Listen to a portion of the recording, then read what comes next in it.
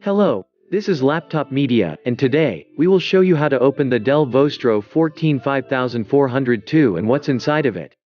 There are only 7 Phillips head screws that are separating you from this notebook's internals. 2 of them, located on the back corners, are captive, and after you undo them the bottom panel will slightly lift. This is where you want to start the prying process. Please remember, it would be of great help to us if you just hit the like button and subscribe to our channel. That would motivate us to make even more and better videos for you.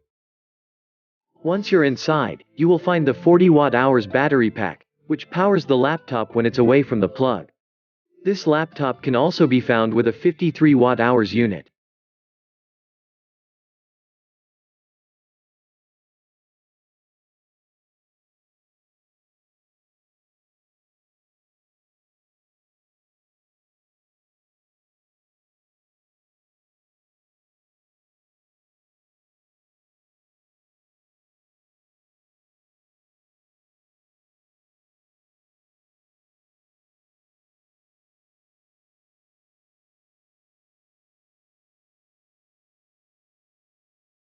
Here, the cooling solution comprises a single heat pipe and a rather small heat spreader.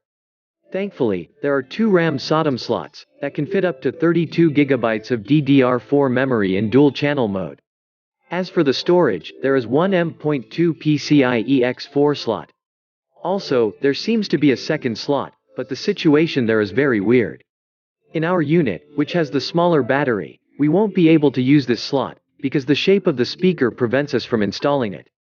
However, according to Dell, if you order the laptop with Intel Optane storage, you will be able to use it. Sounds quirky, doesn't it?